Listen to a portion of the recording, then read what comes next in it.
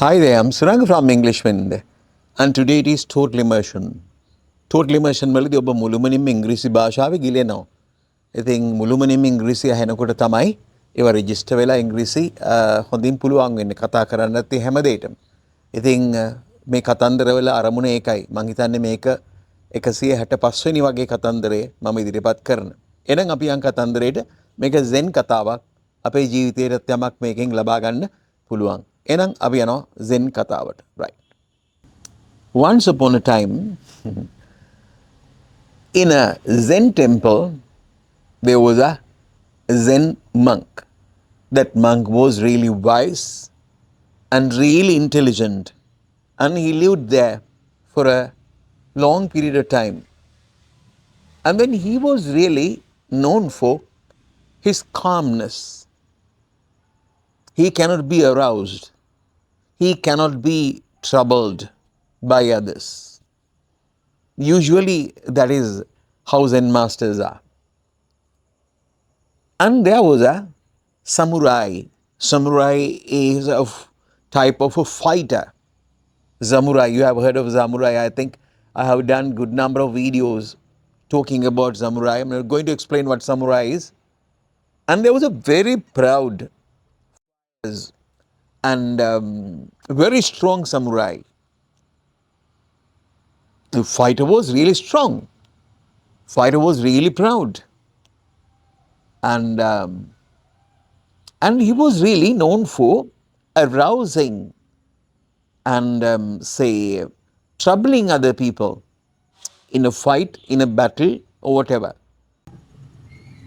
In a war between, clashes between two parties, it was really important to arouse the opposite party, the opposite team or whatever.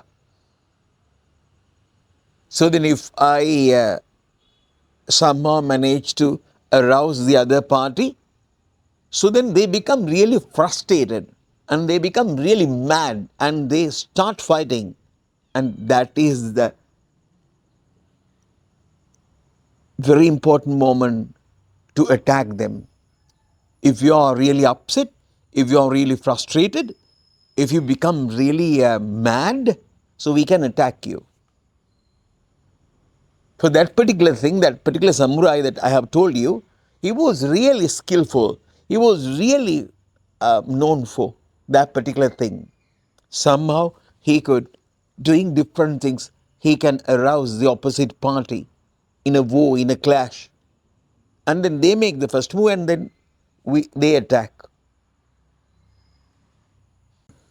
That particular samurai believed that anybody can be aroused, anybody can be troubled by telling different things, or doing different things, yelling at them, sort of things. So he wanted to, that samurai wanted to test this monk, that wise Zen monk, for that particular thing. He thought that when the samurai is yelling at him, when samurai is telling bad names and doing different things, he could arouse, trouble that monk.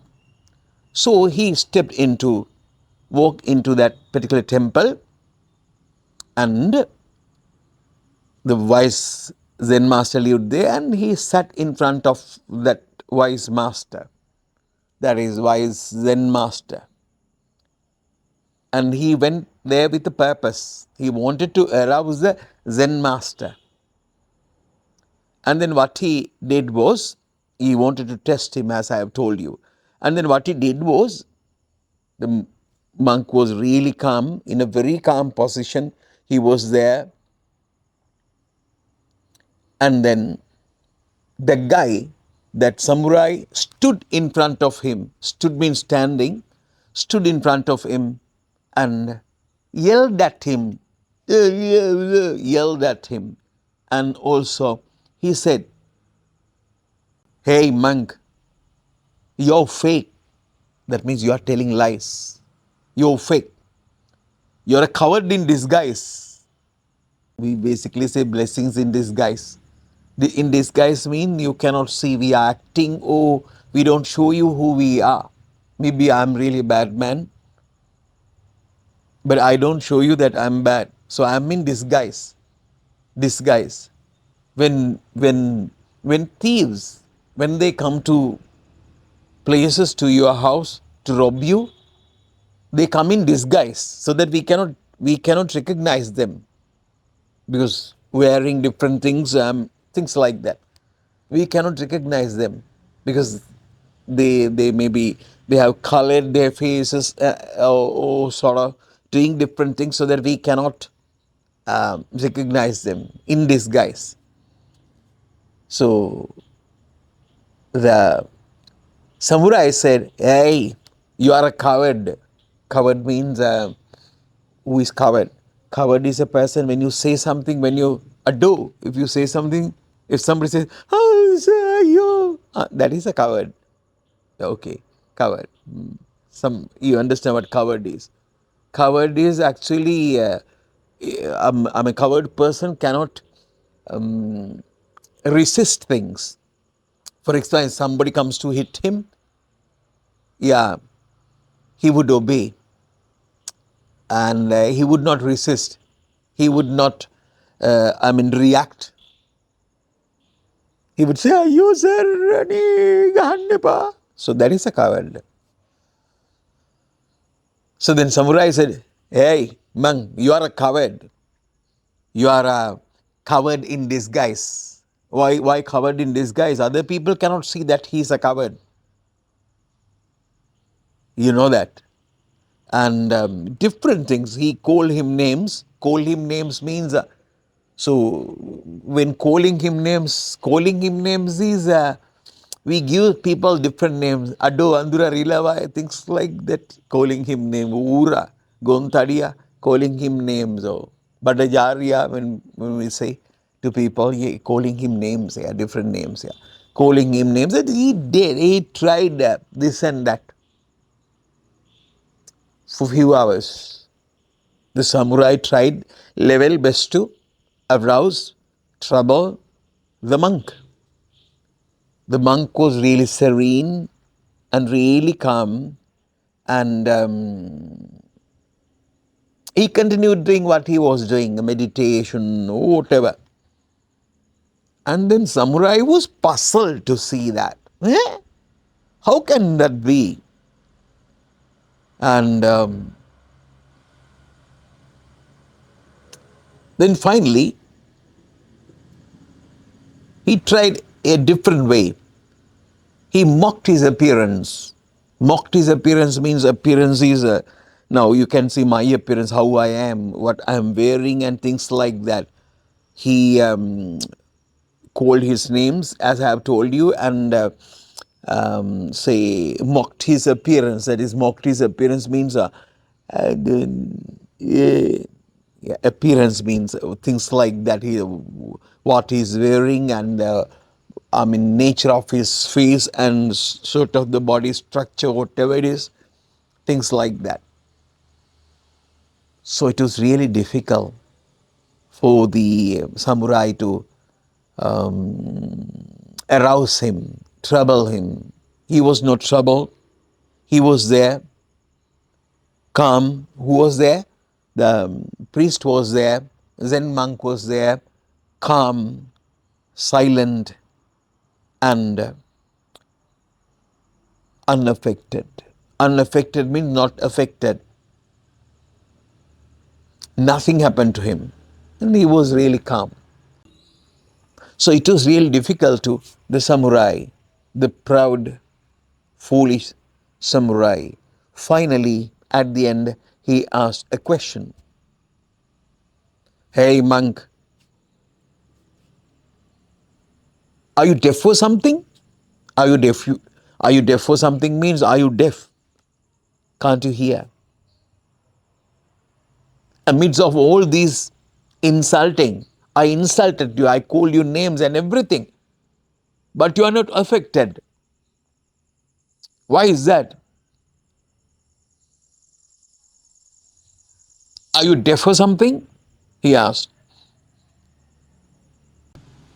Then the monk, Zen monk, gave him a very soft smile. And he asked, the monk asked,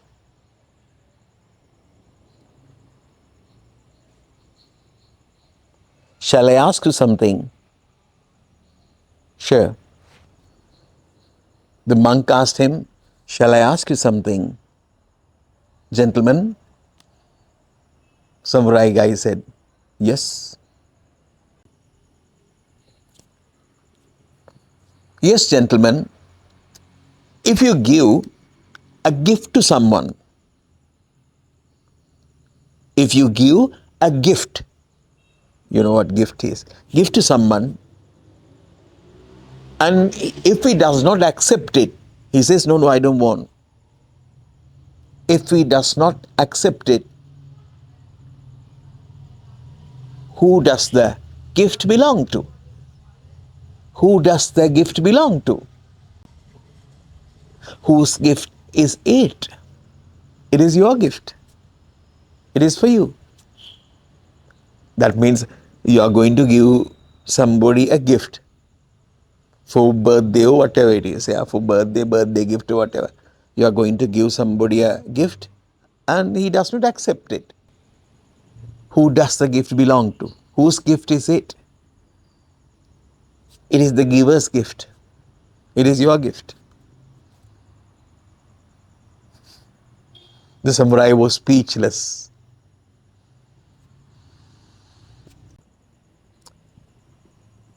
This gives you a very good piece of advice. This is really important for us. If we happen to talk about ill of others,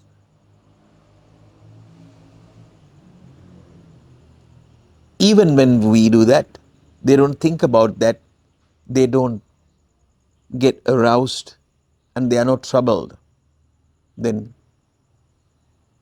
they are for us. That is it. That is the story. On the other hand, when different people say different things about us, if we are troubled, if we are disturbed, then the gift comes to us. When other people say different things about us, if you are not troubled, if you are not upset, the gift belongs to them. I think you understand the story.